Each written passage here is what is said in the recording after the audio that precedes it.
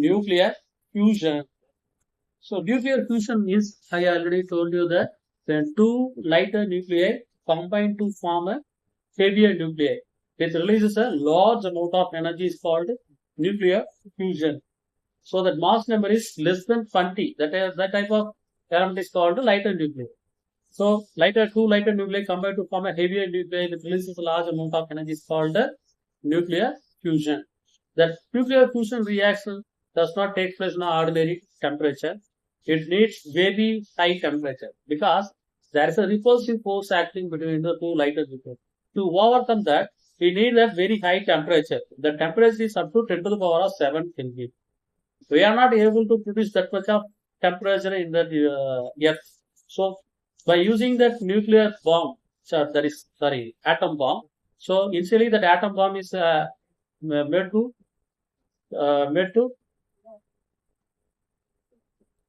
made to fire. Then after that, the temperature is created up to 10 to the power of 7 Kelvin. In that temperature, we can fuse the two lighter nuclei. It will give the heavier nuclei with releases large amount of energy. So atom bomb அப்படினாலே நமக்கு நிறைய energy கிடைக்கும். Other ரெண்டு lighter nuclear add பண்ணும்போது we need the very large amount of energy. So in nuclear fusion reactor it releases very large amount of energy compared to the nuclear fission reaction. So atom bomb, the nuclear bomb is very greater energy is released from the ordinary atom. So these are the nucleus, lighter nuclei. So repulsive force acting between the two lighter nuclei. So now we are not able to add the nuclei. So it's a nuclear fusion. So how do we have to add the two nuclei? The process which involves the nucleus, that means two or more entities coming together or merging together. It's called form of single nucleus. It's a heavier nuclei. It's called nuclear fusion. Fusion.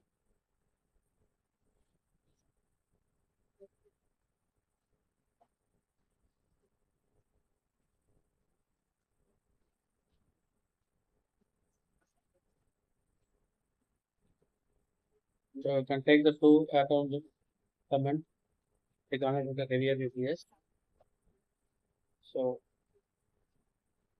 the two lighter nuclei produced from the heavier nucleus is not equal because small amount of mass is converted into energy. So it is not equal. According to the law of conservation of energy.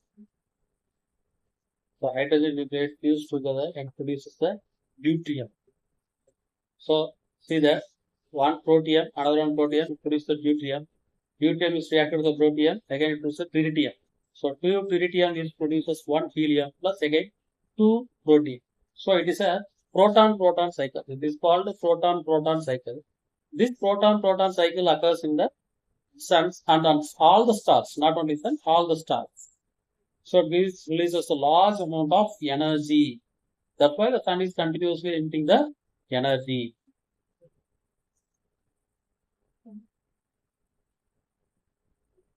So 4 proton atom gives that one alpha particle plus 2 electron and plus 2 neutrino and plus energy.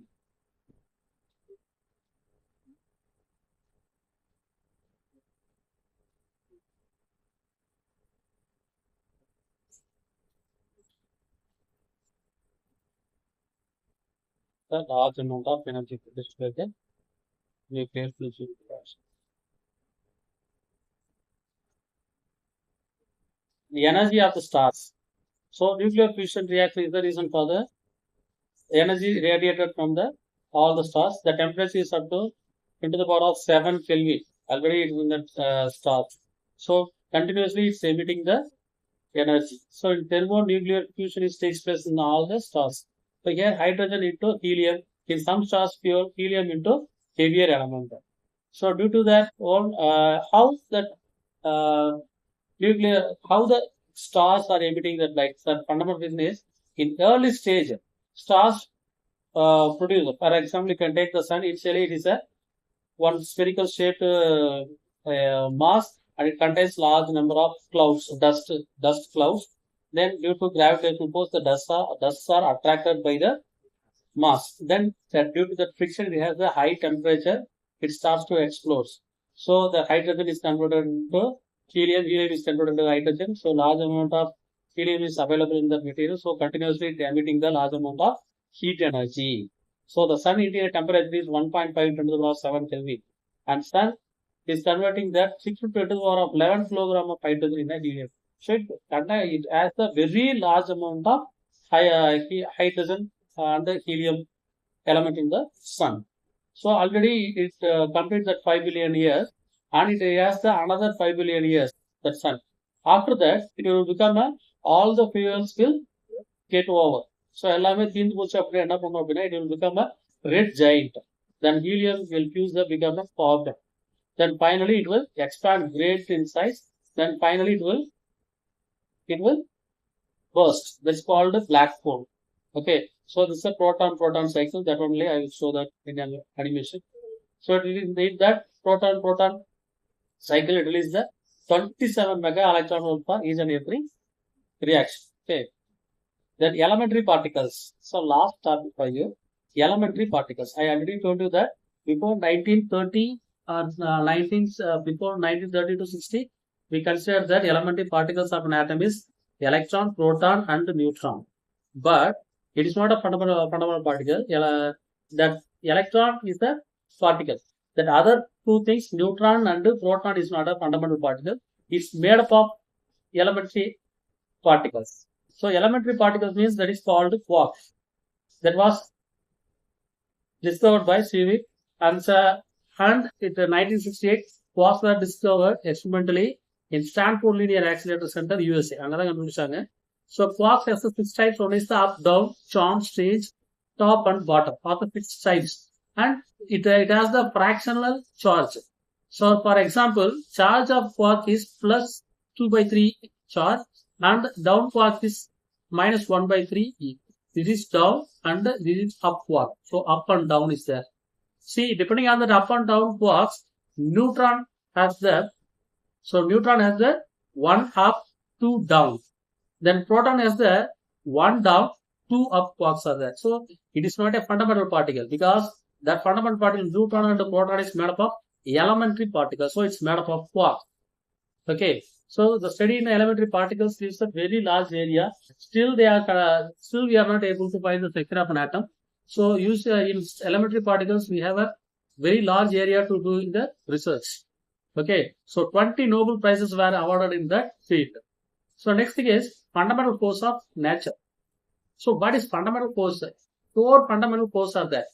One is the gravitational force. Another one is the electromagnetic force, and strong nuclear force, and weak nuclear force. So gravitational force, we know that. So gravitational force is exerted from the earth on all the human bodies. That is acting in all the universe, all the masses exist in the universe. So that is called gravitational field. And lesson 2 in your first volume, I will teach you that lesson explains the electromagnetic force. That is another one, natural force. So that is the natural force is very important force. So that's also we feel every day. And then strong nuclear force. Strong nuclear force, இப்பதான் நம்ம explain பண்ணோம். Strong nuclear force acting inside the nucleus. The strong nuclear force acting inside the nucleus between the neutron, proton, and proton. So it is only acting inside the nucleus, but outside it is not considerable. It's a very acting range is very, very small, but it is a strong force. So that's why it is called strong nuclear force. Another one force is a weak nuclear force, but weak nuclear force is acting on all the human bodies, and it's a very huge area. But it is not detailed mechanism to in this book. It is beyond the scope of this book. We are not able to read that. So only we can know the 3 forces. The other one force you study in the higher classes. So what are the 4 forces? Gravitational force, electromagnetic force, strong nuclear force, and weak nuclear force. So these are all the fundamental forces. So where the 4 fundamental forces useless in our day-to-day life? First one, that gravitational force is acting on our human body.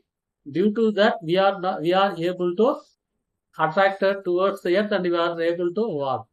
The second thing is electromagnetic force. Electromagnetic force is produced from the between the leg and the surface of the earth. So there is electromagnetic force is produced between our